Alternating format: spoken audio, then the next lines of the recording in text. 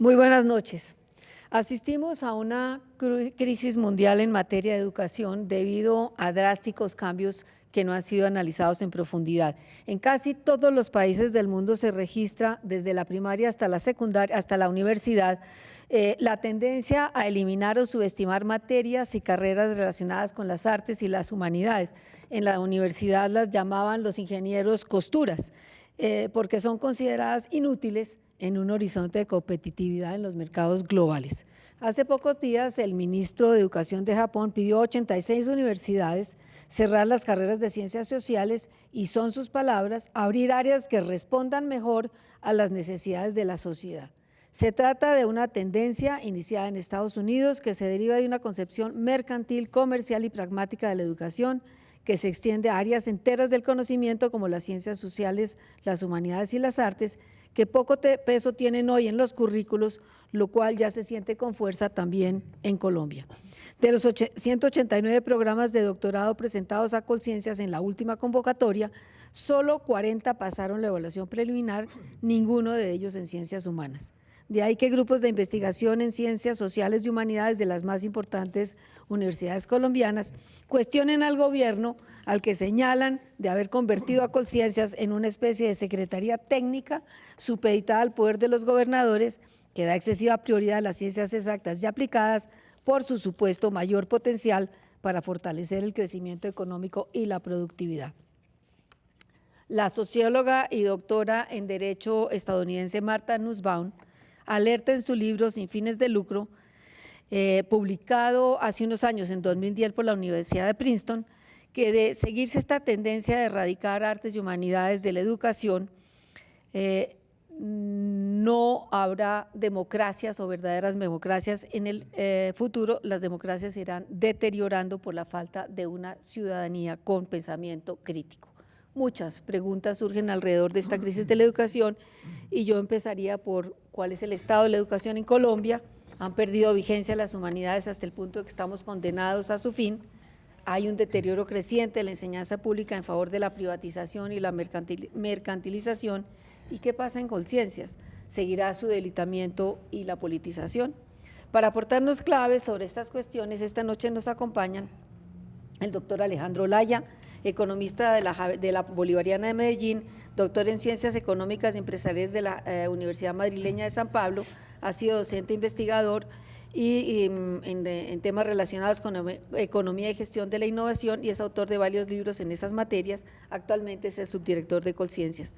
También está con nosotros el doctor Rafael Reyes, licenciado en Filosofía de la Universidad de Santo Tomás, teólogo y máster de la Universidad Javeriana, docente y doctor en Educación de la Pedagógica. El doctor Mario Hernández, médico y doctor en Historia, profesor de la Facultad de Medicina de la Universidad Nacional, investigador en Políticas de Salud, fue candidato en las últimas elecciones a la rectoría de la Universidad Nacional.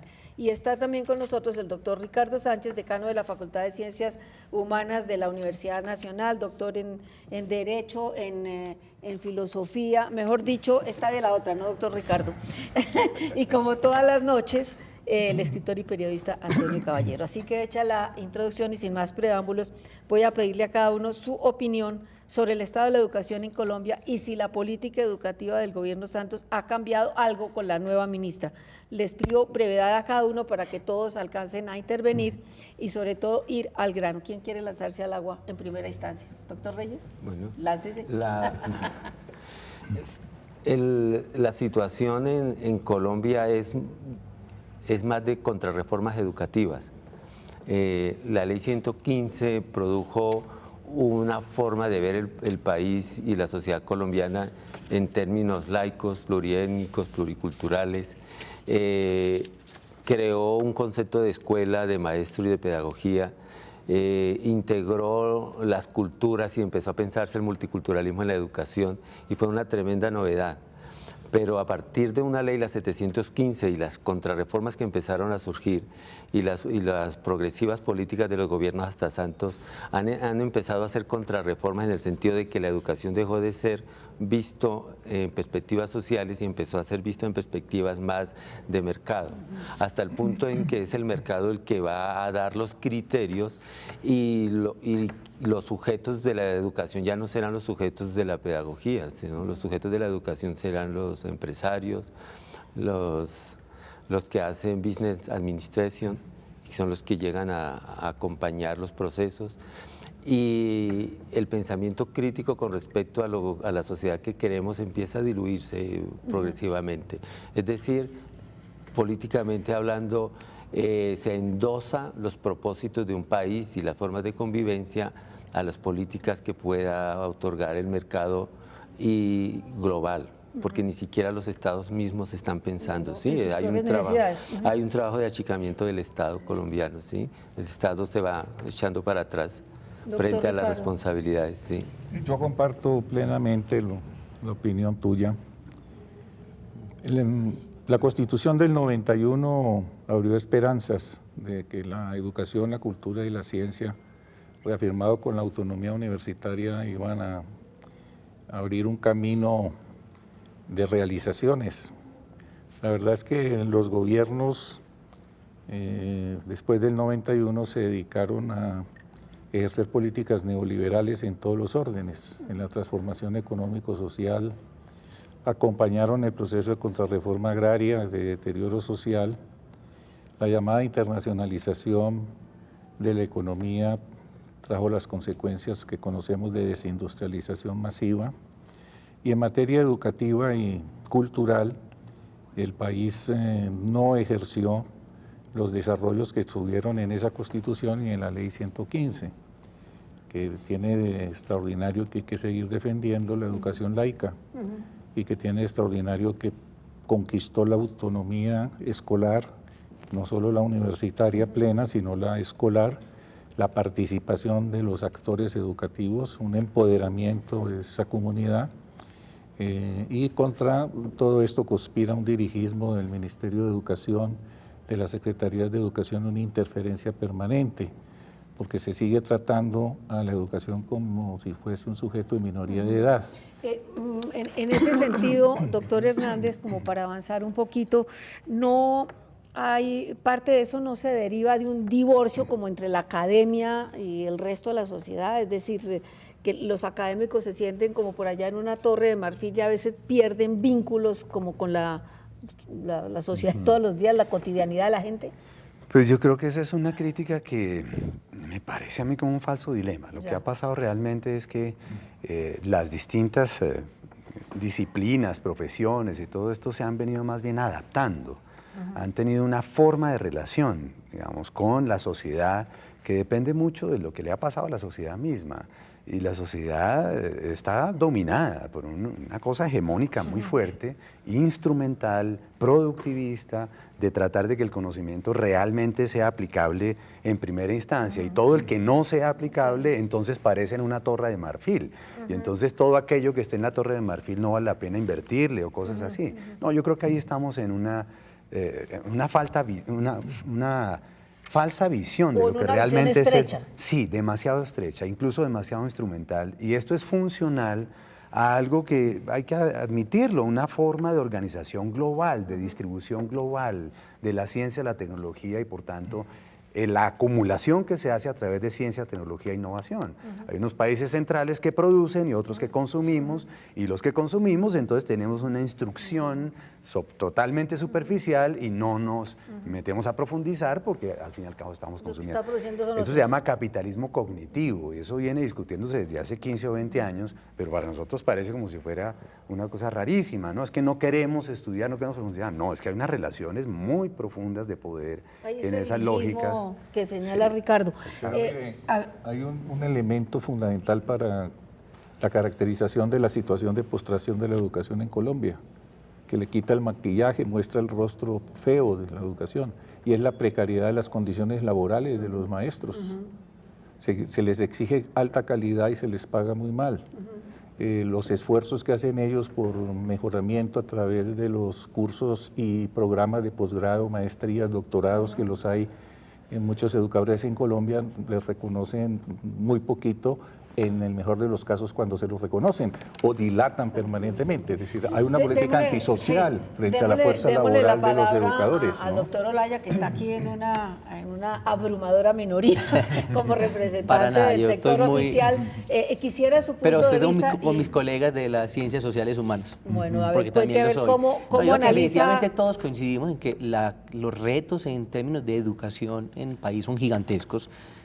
Porque tenemos rezagos de décadas donde simplemente la educación no ha sido el eje de los proyectos políticos, ha sido un tema más en la agenda de gobierno y eso es una cosa que ha marcado durante décadas los rezagos educativos que tenemos y que lo que vemos ahora es unas primeras señales muy fuertes en términos presupuestales. Acabamos de pasar por la aprobación del presupuesto general de la Nación y vemos cómo a educación se le asignan 31 billones de pesos, el sector con mayor presupuesto de todos los sectores. Por supuesto, sigue siendo insuficiente para el rezago, los desafíos que tiene el país, pero ya políticamente hay una señal allí importante, porque políticamente esas señales se expresan en los términos presupuestales, en que la educación tiene importancia, va a jugar un papel importante en el posconflicto, en la Colombia de futuro y esta Colombia que se ha venido denominando hacia la más educada. Entonces, yo creo que hay una primera señal que tiene que abrir mucho más el debate sobre ese rol que tiene la educación en todos los niveles, la superior, la básica, la primaria, de cara a los desafíos que tiene el país, tanto sociales como productivos. ¿Usted coincide con la mirada que tienen todos en que hay un dirigismo, que hay la tendencia a buscar un pensamiento hegemónico, a ver una cosa muy pragmática, a orientar la educación siempre en función de la productividad, solo en términos de resultados, Yo creo que finalmente la educación es un bien público, que como todos los bienes públicos, el Estado es el que debe garantizar, orientar su desempeño, respetando esos principios de autonomía universitaria. Por eso entonces aparecemos instituciones de gobierno que debemos orientar en términos de política hacia dónde van los sistemas.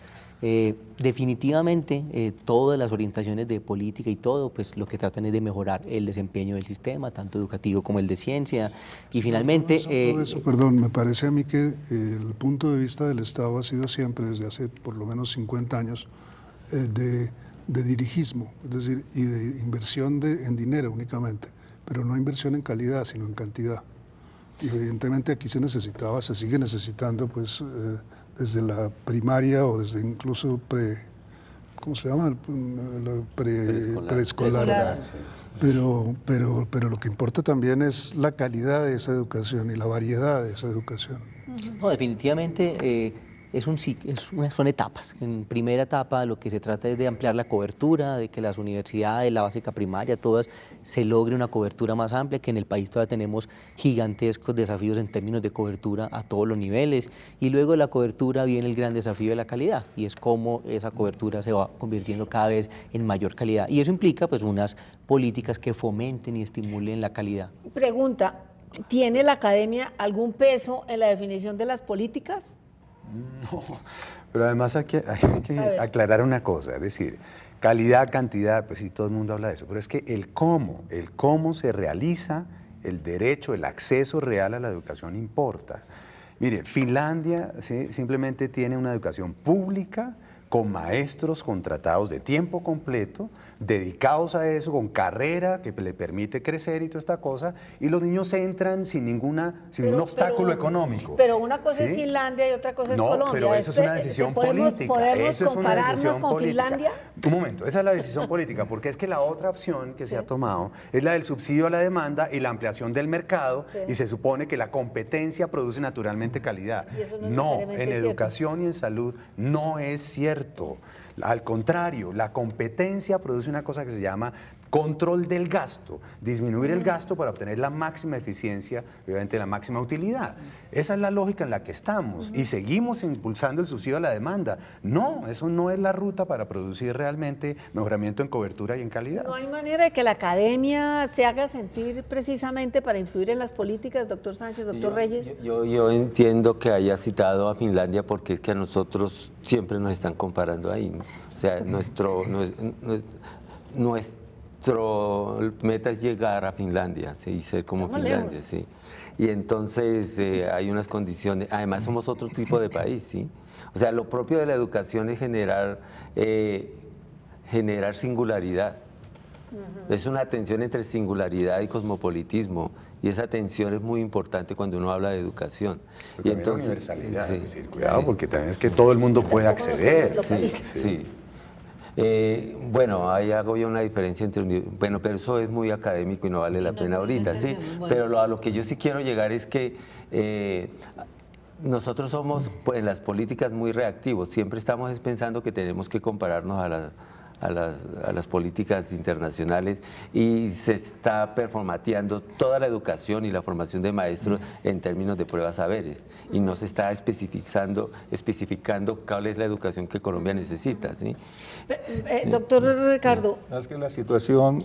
¿por qué la academia no tiene peso en la definición de política? ¿O por qué no se hacen sentir más? Hay simulacros, como los que hace Colciencias. Invita a unos colegas y los ponen a hablar, y esos colegas dicen que no están de acuerdo, y luego salen y dicen, esto ya fue sometido a unos colegas. Al escrutinio, pero sí. no hay una interlocución clara ni con las universidades, que no le existe. Acaba de realizarse el Consejo Académico de la Universidad Nacional. La totalidad de los directivos, decanos, vicerrectores, rector, señalaron esta política de simulacro, la falta de diálogo real de Colciencias genuino. No concertan, tampoco el Ministerio concerta, tampoco las secretarías de educación concertan las políticas educativas.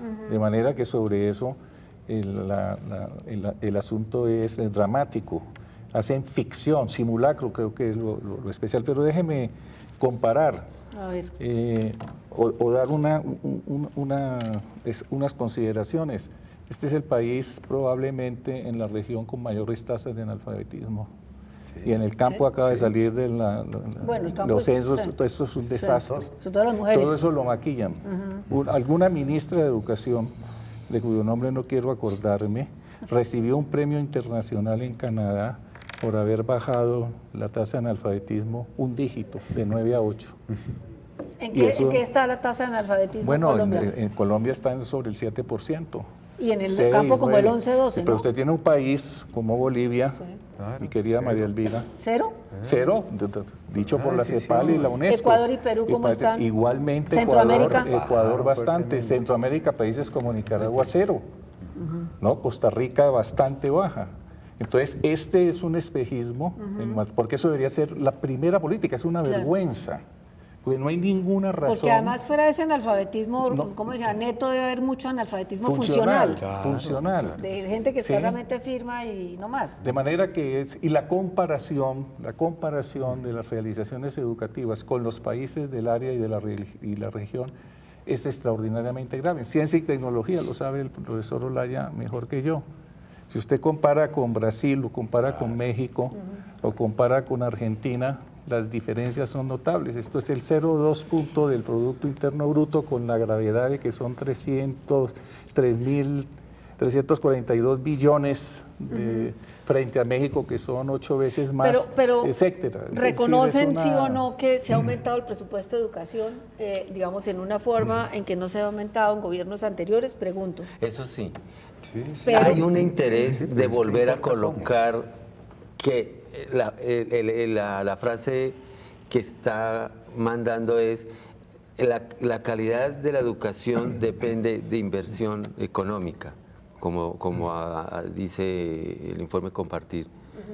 Bien, es verdad, pero no es toda la verdad. Es O como sea, se invierte, necesitamos dice usted. invertir económicamente y que la economía y educación se hayan puesto otra vez ahí en una relación. Pero no es la única verdad, porque al mismo tiempo de que necesitamos inversión, necesitamos también criterios de inversión. Y los criterios de inversión no los pueden hacer las personas que se vuelven técnicas en inversión, ¿sí? Las tienen que hacer los pensadores. Yo quisiera agregar una cosa, yo creo que parte de ese debate y es muy, muy sano en el sentido de que, claro, la inversión es un pedacito de la receta simplemente y van a pasar décadas para que esa inversión se vea efectivamente reflejada en buenos índices, pero también es responsabilidad nuestra como académicos, yo lo digo porque toda mi vida he sido universitaria y ahora di el paso a lo público, a servir en lo público, y es que realmente los académicos nos tomemos más el quehacer público en el sentido de la política, para evitar que sean temas muy técnicos solamente de criterios de gestión de recursos los que primen en la orientación de la educación y de la investigación. Y yo creo que ahí las comunidades académicas científicas hemos sido tímidos históricamente en tener mayor participación política para la toma de decisiones y eso tener unos mejores vínculos. Le voy a vínculos. hacer una pregunta. Aquí usted ha sido toda la vida, estaba en el sector universitario y ahora entra a Colciencias, y aquí le está diciendo el doctor Ricardo y el doctor Reyes, todos están diciendo Colciencias, el gobierno en general, Colciencias no oye, no concierta, no para bolas. ¿Qué responde a eso? Porque usted, viniendo de donde viene, debería precisamente... Sí. Pero yo voy a dar una respuesta técnica y una Sí. más política. La técnica Listo. es en el sentido de que finalmente, cuando yo estoy de ese lado, soy el beneficiario de X instrumento. O sea, técnicamente no aplica que yo al que va a recibir el beneficio le pregunte cómo quiere que lo evalúe, ¿cierto? Porque hay una incompatibilidad frente al que va a recibir y el que le va a entregar, y normalmente pues el que va a recibir pretende o esperamos tener unos criterios que finalmente favorezcan a ese tomador de decisiones. Entonces lo que se hace sí son algunos escenarios basados en temas técnicos para establecer cuál es el mejor criterio para orientar la inversión. Bueno, Entonces yo creo que, pero finalmente Sí. esos mecanismos de concertación, o más que concertación, porque es que no trata de concertar si te doy, no te doy, sino son mecanismos para afinar cada vez mejor el sistema de ciencia, se deben desarrollar. Bueno, y Colombia a ver, tiene una espérese baja que me están diciendo que institucionalidad en cortamos, ciencia. pero hay dos puntos que me coinciden. El doctor Reyes habla de las pruebas de saberes, cuestionándolas. Usted habla de las pruebas que se están tecnificando, las cuestiones del doctor Sánchez. Dejemos ese tema para, después de una breve interrupción que vamos a hacer, ¿qué opinan de esas pruebas? ¿Están sirviendo o no? ¿Tienen los criterios adecuados, sí o no? Esa es nuestra próxima pregunta después de unos minutos.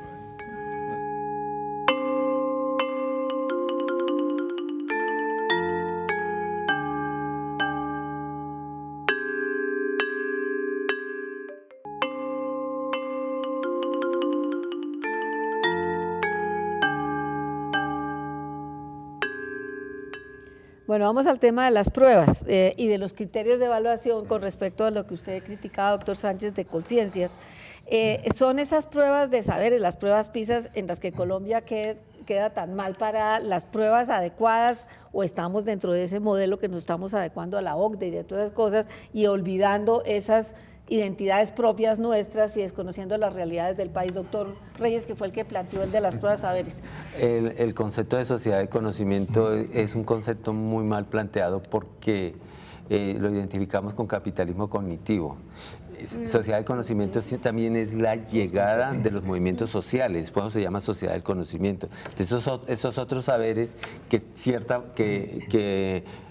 epistemología moderna dejó por fuera y que reventaron a través de todos estos movimientos sociales, LGBT, los movimientos de mujeres, etcétera, que crearon nuevas subjetividades. Entonces, sociedad del conocimiento, además de ser una forma de performar sujetos, también es una forma de contrahegemónica y que sería muy bueno que nosotros los intelectuales lo trabajáramos. ¿Sí? No, pero Sí, el sistema sí, de sí, medición sí. está técnicamente, como le gusta al profesor Olaya. En esta convocatoria que acaban de hacer es el Campeonato Mundial de la Irresponsabilidad. Lo ilustro. Se convoca para las becas de doctorado a las llamadas ciencias en general, ciencias duras y tecnologías, y las ciencias sociales, humanas y artes y todo esto. Si usted lee ese pliego técnico que elaboraron, en el numeral séptimo se dice, para las ciencias sociales no parten de cero en la clasificación. Como eso es un pliego de calificación, de medición, algo técnico, pues es una medición que discrimina radicalmente, porque mientras los de ciencias e ingenierías parten con 5 puntos, ciencias humanas parten con 0. Hay un prejuicio, como se llama. Eso va contra cualquier criterio democrático. Entonces no solo es técnico, sino abiertamente irresponsable y discriminatorio.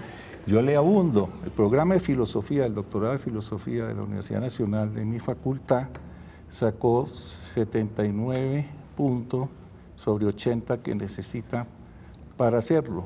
Si hubiese tenido un partidor de igualdad, había pasado, y en eso están 4 programas más de doctorado. ¿Qué dice el doctor? No existe posibilidad de refugiarse en lo técnico. La tecnicidad la pone en cuestión. Por favor, es un disfraz. Bueno, yo voy a responderle en dos sentidos. Hay una parte técnica y una que es de política de ciencia y tecnología. Voy sobre la técnica rápidamente. La convocatoria de doctorados se basa, su 70% de ella, en algo que llamamos el modelo de medición de grupos e investigadores, que es una construcción de 20 años del sistema de ciencia con las distintas comunidades, donde evalúan sus formas de producción, sus artículos, sus ponencias, su formación de recursos humanos, toda la producción, que enseguida hablamos de la producción que se queda generar polémica, pero es la forma que el sistema de ciencia ha venido construyendo para evaluar el desempeño de los investigadores y los grupos. ¿Por qué? Porque finalmente los recursos públicos que colecciona una entidad pública pues los coloca como todas las agencias de ciencia en un concepto que se llama fomento a la excelencia. El que tenga el mejor desempeño en términos de calidad es donde van los recursos. Entonces, digamos que hay unos acuerdos sobre unas cosas básicas que sabemos, y yo que soy de las ciencias sociales humanas, que hay una discusión en el mundo hoy en día sobre la medición de algunas disciplinas como la física, la química, la biología, la salud frente a las humanidades o la economía, que algunas formas de producción pueden ser más rápidas en esos campos que en el otro. Entonces, ¿cómo ajustamos el modelo de medición? Entonces, parte de esa construcción que tiene 20 años hay que estar reinventándola permanentemente. Entonces, ahora que sale la nueva convocatoria de medición de grupos, pusimos como ejemplo un trabajo que se hicieron durante 2 años, se estableció la mesa de arquitectura, diseño y artes, para que esa misma comunidad definió cómo iba a medir ella su calidad. La misma llamado se hizo a las ciencias sociales y humanas para conformar esta mesa y volver a repensar lo que estaba allí. Entonces, el 60% de los criterios de la convocatoria son el modelo de medición de grupos investigadores, que son un reflejo de lo que está pasando allá. Y el otro, lo que él dice, porque hay un 5%, de un 100%, porque hay un 5% para esos programas que llamamos STEM, y es lo que llamamos una orientación de política científica. Cuando usted toma las disciplinas en el país, ¿dónde va el estímulo del gobierno? ¿Dónde debería ir mayoritariamente? Donde hay lo que llamamos una asimetría, donde no está pasando algo. Cuando usted coge las cifras, todas las disciplinas para nosotros son igual de importantes, no hay ninguna que sea más importante que la otra. Pero cuando usted mira las cifras, por cada doctor que se gradúa en Colombia, por cada doctor que se gradúa en ciencias agropecuarias, se gradúan 6 en sociales y humanas. Por cada doctor que se gradúan en ciencias de la salud, se gradúan 9 en ciencias sociales humanas. Las cifras están allí publicadas, no son mías, son las estadísticas del Ministerio de Educación en los últimos 10 años. Entonces, ¿qué es lo que está pasando? Los programas de ciencias sociales y humanas tienen una muy buena valoración en el mercado, tienen muy buena dinámica, el sistema funciona y allí hay parte del estímulo de conciencias que siempre pone recursos. ¿Qué hacemos? Hay unos programas donde la gente no va a estudiar. En la física, la química, la biología, las ciencias agropecuarias no están yendo los estudiantes, entonces allí ponemos 5 puntos adicionales para estimular con recursos públicos que se formen más doctores en esas áreas. Bueno, es sofística. Si uno se queda solamente en el tema de si técnicamente le pongo punticos allá, vaya, pues ahí terminamos nunca. Pero es que mira, hay que entender que lo que ha venido pasando es una manera de entender la valoración de la producción, de la calidad, de la importancia, y que tiene todo que ver con las corrientes principales en las distintas ciencias, en las distintas disciplinas. Ustedes miden así los grupos. Hay que publicar en revistas que sean efectivamente catalogadas como AAA o de no sé qué tal en la corriente principal. Obviamente todo el mundo se va para allá y las disciplinas que son más premiadas en ese capitalismo cognitivo, tecnológico, de consumo, pues son las premiadas, efectivamente, terminan siendo así. Todo lo demás son sofismas, en cierta forma lo que dicen es, como dice el ministro japonés, mire, que sea útil la cosa, que me produzca rápidamente utilidad, es ganancia en última instancia. Y todo aquello que no demuestre, pues hombre, no es prioridad para la política pública. Y con ciencias, y la política de ciencia y tecnología digamos, está orientada a eso. El doctor Olaya dice, nos hacen falta técnicos agropecuarios. Pensemos en función del posconflicto. Doctores en pues no tiene cierta validez el buscar que haya más gente, pensando, digamos, realistamente en términos de posconflicto y todo el problema de la tierra, que sí necesitamos técnicos agropecarios. La pertinencia, ojalá pudiéramos definir la pertinencia diciendo cómo es la situación del país. Es que todo eso es un planteamiento perverso. Ese es un planteamiento perverso. porque quiere contraponer las ciencias naturales y las ciencias sociales. Nosotros estamos orgullosos del desarrollo científico y de las ingenierías en la Universidad Nacional. Defendemos ese desarrollo. Y eso se respondió en el Consejo Académico porque los primeros decanos que intervinieron después de mi presentación del tema, de manera beligerante, fueron justamente el decano de Ingeniería y el decano de Ciencias. ¿Por qué? Porque ellos tienen una alta conciencia de lo que se está debilitando es el planteamiento de universidad. Y no se dejan halagar porque ustedes son lo mejor. Ellos saben que sin una poderosa, potente facultad de ciencias humanas y sociales, de derecho y ciencia política también castigado, y de artes y arquitectura y económicas que también están duramente castigadas, no existe universidad. Y no hay posibilidad. ¿Las económicas también? Las económicas también. En el planteamiento del ministro japonés es igualmente contra las facultades de economía. Que lo que necesitan es reducir, ese concepto es reducir la universidad a una praxis tecnológica, un tecnológico superior, y que las humanidades entren ahí no como costura propiamente, sino como complemento. Vamos a ver cómo complementa. Usted puso la pregunta que era, toda esta política va a contravía del proceso de paz. Colciencias está a espaldas del proceso de paz, así usted encuentre, como dijo alguien, nuestro lema es participar en el posconflicto, etcétera, etcétera. Porque lo que el país necesita es más ingenieros, más agrónomos, alta investigación en eso, pero al mismo tiempo muchísima ciencia social, como lo dice el editorial del Espectador. De entender de dónde venimos, muchísimas humanidades. Entonces, pero es que no nos plantea una dicotomía. Pero es que esa discusión no está allí. Es decir, para nosotros en Colciencias y para el gobierno en general, por supuesto, como le dije al principio, las ciencias sociales humanas son tan importantes como la agropecuaria, como la física y la biología, son tan importantes. Por eso, espere, son tan importantes, pero es que es un tema de cómo los recursos públicos, que son limitados, se asignan. Entonces, claro, no son tan importantes. importantes. Claro, pero vuelvo y explico porque el punto es ese, por el ¿Por qué el mismo. desequilibrio? Porque uno dice 180 y 40, y de los 40 ninguno de ciencias humanas, uno diría, bueno, digamos que 25 y 15 o 30 y 10, habría algo, pero ninguno. Finalmente yo creo que tiene que ver con el modelo de medición y finalmente ese es el banco preliminar, que es una evaluación preliminar con los criterios que están allí. El banco definitivo que se publica ¿hay el derecho lunes, a apelación? que se publica, no, es que no es apelación, las universidades han mandado, claro, hay un elemento de justificación y el banco se va a ampliar. Finalmente el banco que se publica el próximo lunes con la información que envía a las universidades, con la información que envían todos los programas, porque es preliminar, porque hay 23 evaluadores internacionales que reciben todo lo que mandan en un proceso de evaluación y en la evaluación el banco se amplía, pero digamos que independientemente del pedazo del banco, el tema es la pregunta, ¿por qué hay en esa convocatoria finalmente mayor orientación a poner recursos en las áreas STEM? No es por el utilitarismo de las ciencias, las que llaman las ciencias básicas exactas, las tecnológicas, las ingenierías y las matemáticas. Tú lo has dicho, ¿sí? 70% para ciencias exactas, 30% para otras disciplinas, ni siquiera para ciencias sociales y humanas, sino otras disciplinas.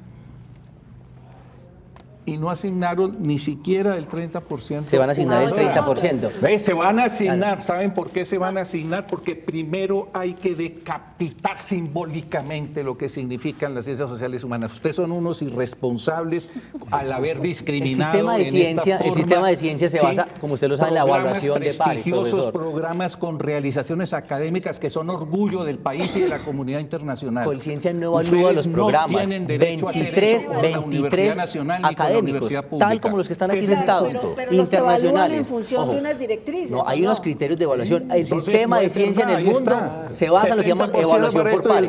Cuando un par me evalúa, yo puedo disentir de la evaluación, pero se basa en la evaluación por pares. Entonces, esa es la evaluación. Pero ¿cuál es el punto de lo que quiero referir? ¿Por qué? Y porque es una decisión de la política de ciencia y Colciencias, que el 70% de las becas de doctorado van a ir a esas áreas. ¿Por qué? Por lo que estoy mencionando. ¿Pero por qué? Por eso. Porque por cada 9 graduados en ciencias sociales y humanas hay un graduado en ingeniería agrícola, en ciencias agrícolas, a nivel de doctorado. Por cada 6 graduados en ciencias sociales y humanas hay un doctor en ciencias de la salud. Por cada 4 graduados en ciencias sociales y humanas hay uno graduado en ciencias biológicas. Entonces, hay una asimetría, es decir, no hay estímulos para que otras personas vayan a esas disciplinas que también son tan importantes como sociales humanas, Pero tan el importantes 30, como las ni siquiera humanidades, el 30%. es la biología, la física, la Pero es que química, ni la siquiera el agropecuaria. 30%. Entonces, necesitamos romper esa asimetría y por eso el recurso va allá. Es decir, ya hay estímulos suficientes. La asimetría se resuelva en el escritorio, eso es lo que a mí me Y preocupa. castigando. Porque evidentemente los doctorados de ciencias humanas y sociales se han disparado fuertemente. 1.538% han crecido en los últimos 8 años. Y no crecen los doctorados en tecnologías o en ciencias básicas. Entonces dice, vamos a resolver. No son la atractivos asimetría para el mercado, en el requieren fuerte escritorio. inversión, Pero a ver, no tienen buena atractivo para el empleabilidad. mercado, ahí está el tema. Claro, Es sí. que mire, atractivo para el mercado significa si yo tengo una rentabilidad próxima con esa inversión. Y obviamente en Pero los ¿cuál es la países rentabilidad? Que periféricos... todas las personas, una vez estudian y terminan de Pero ¿cuál es estudiar, la buscan un empleo. rentabilidad No, de por la- todo el Entonces, mundo hay estudia dos para buscar un niveles de empleo. rentabilidad. A ver. El que invierte en proyectos y programas de investigación y desarrollo tecnológico para obtener patentes, Sí, necesita da que le mucho- garanticen eso, pero además quien está haciendo el proceso tiene que tener también una retribución muy rápida. Eso ocurre en los países centrales porque efectivamente los derechos de propiedad intelectual ha concentrado eso allá. Y es muy difícil sacar una patente en un país periférico, eso lo sabemos. Y las inversiones son enormes y les ponen cualquier cantidad de barreras. Ahí es donde estamos en una asimetría global. Los Y jóvenes eso no es un investigadores problema de colombianos estímulos a individuos. no quieren elegir estas áreas. Pero además- se están pero yendo a otras ustedes áreas. creen que es un problema de Entonces, hay individuos, que colocar no un es de estímulo individuos. para que ellos lo hagan. Es decir, Hombre, finalmente pero- la gente estudia pero y no al, es un y al problema de terminar individuos estudiar, y de mercado. busca un empleo, bien sea en la academia, en la Esa es la industria, visión en alguna totalmente parte cerrada. la gente busca empleo porque todo el mundo necesita trabajar. Por ejemplo, en el Huila, tenemos la represa del Quimbo que está acabando con el sistema ecológico, con las comunidades, y entonces el dilema es preguntar si necesitamos más técnicos que se vayan a trabajar la represa del Quimbo o necesitamos más gente pensando cómo resolver los problemas sociales que se están Y produciendo en ambientales. el Huila y ambientales. A mí me llaman en el Huila diciéndome, mira, ahí hay osos de anteojos muertos en la carretera, y ahí, por ejemplo. Sí. Bueno, nosotros necesitan ambas, se necesitan nosotros ambas. Por eso, creemos, entonces la simetría hay que resolverla de otra Entonces, manera. de otra manera. Sí, sí. nosotros creemos primero que también hay que defender a conciencias de la agresividad en los recortes presupuestales, que hay que plantear la reestructuración de conciencias, reformarlo, con un concepto de una nueva ley en ciencias, saberes y tecnologías, que democratice, pluralice. La ciencia no es unívoca, las ciencias son varias. Solo Pero- un concepto epistemológico plural la puede resolver, incorporar lo que decía Reyes, los saberes que vienen directamente de la sociedad, de múltiples formas y maneras. Pero miren, Y Conciencias tiene que adaptarse a primero respetar la autonomía universitaria. Esos criterios que yo he repudiado enfáticamente van contra la autonomía de la universidad, porque están estableciendo criterios por encima del quehacer académica, impuestos desde afuera, con un dirigismo que reproduce exactamente el dictado de Pero- la Iglesia Católica que así procedía sobre los programas de Pero estudio e les quiero investigación. hacer que ahora una se llama la pregunta. religión del cientificismo. Bueno, pero mire, les quiero ¿Sí? hacer una pregunta. En 2011, la academia, los científicos quedaron muy contentos con la noticia de que la reforma del sistema de regalías les daba el 10% a conciencias. Sin embargo, como el manejo de las regalías quedó prácticamente en manos de los gobernadores y de los, ¿cómo se llama? Los OCAD. Los OCAD. Entonces la pregunta es si Fuerzas ustedes están de políticas, acuerdo, y el doctor Olaya, que es aquí el doliente, con el doctor Moisés Basserman, exrector de la Nacional, que dice la Conciencias con ese proyecto que inicialmente ilusionó a tantos acabó convertido en una secretaría técnica, dependiendo del poder de los gobernadores y de los intereses políticos regionales, sin una visión de conjunto ni visión transversal de las necesidades de los proyectos. ¿Qué dice usted? No, pues es que si usted va a ver cómo se están ejecutando los recursos de regalías para ciencia, tecnología e innovación, va a encontrar que compran computadores para distribuir en no sé qué tal, y a eso lo llaman inversión en tecnología, por favor. Innovación. Innovación, exactamente. No, miren, la innovación requiere una inversión sistemática de largo plazo, con una institucionalidad muy fuerte. Pero la hombre. innovación es como Sí. una parte de todo un proceso Pues que sí, porque requiere... Un resultado de un Es proceso, un resultado claro. de un proceso, pero ese proceso De la no lo ciencia. está es inventarse cualquier no lo cosita. estábamos transitando, no estamos entrando en eso. Al contrario, se convirtió en una rapiña que en las regiones está apropiándose de unos Hay recursos una que deberían ser para diminución de inversión. conciencia con Yo creo todas que las ahí el tema de Ustedes regalías hablan- merece un capítulo es bien interesante porque definitivamente es la reforma más grande que se le ha hecho al sistema de ciencia desde siempre, diría yo, porque pone recursos. Por eso, pero Porque- al hacerlo espere, sí, depender claro, de espere, los- de claro, los de pero pone gobernadores que recursos, cambian pero que cada claro, 4 pone años. recursos, pero se los pone a los departamentos. Ese Por eso. dinero no es de Colciencias, Por eso, sí. Colciencias no Por decide eso, sobre no, ese no fue- no dinero. es una Claro, capitis es un diminution, sistema claro.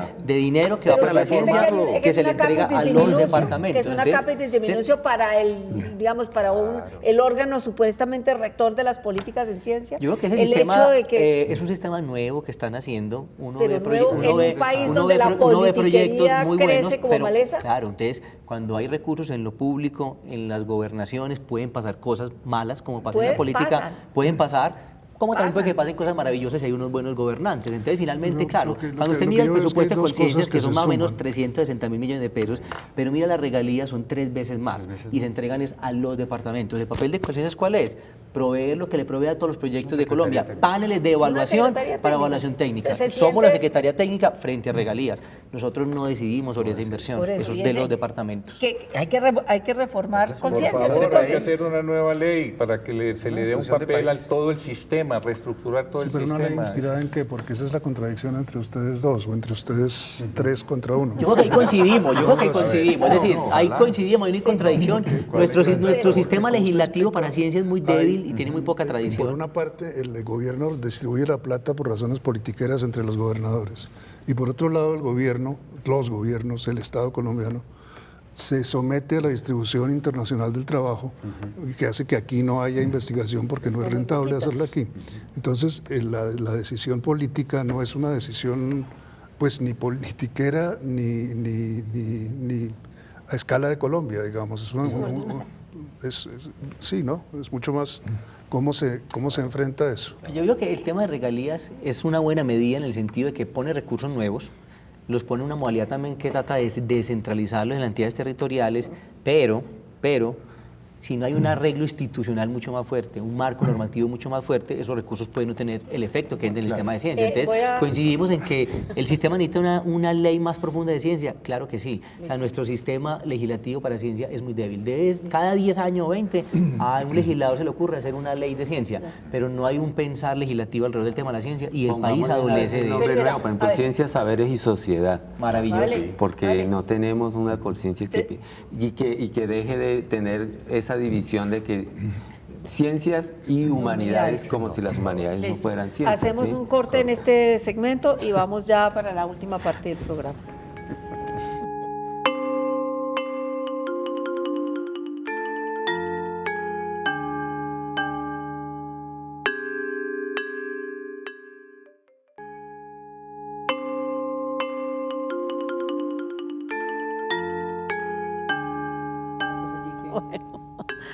Bueno, vamos para los últimos 8 minutos de programa y les hago la pregunta que nos convocó aquí. Han perdido vigencia las humanidades, las ciencias sociales, etcétera, hasta el punto de que estamos condenados a ver su fin. ¿Y qué implicaciones tiene esto para la democracia? Como es la ronda final y yo me voy a permitir hacer como una A ver, pequeña... Yo empiece diría que usted. están más vivas que nunca. Pues parte de lo que lo demuestra es esto. Aquí lo que hay es pura gente de las ciencias sociales y humanas discutiendo el tema y yo creo que lo que esto, más allá del resultado final de la convocatoria, que como mencionaba, con las observaciones de las universidades, todo el banco se va a ampliar más y van a estar las ciencias sociales y humanas.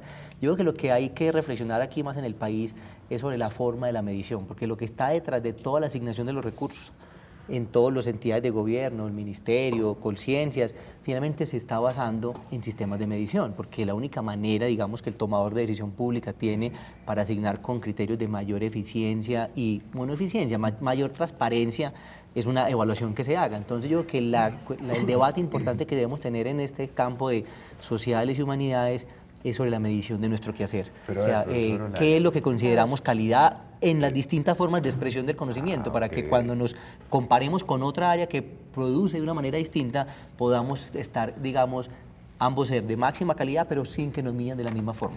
Está bien, pero ahí entonces le propongo algo, es decir, que si se va a plantear el tema de la medición por las distintas áreas del conocimiento y los saberes, etcétera, pues incluyamos dos elementos centrales que nos permitan profundizar. Pertinencia, ¿qué significa pertinencia?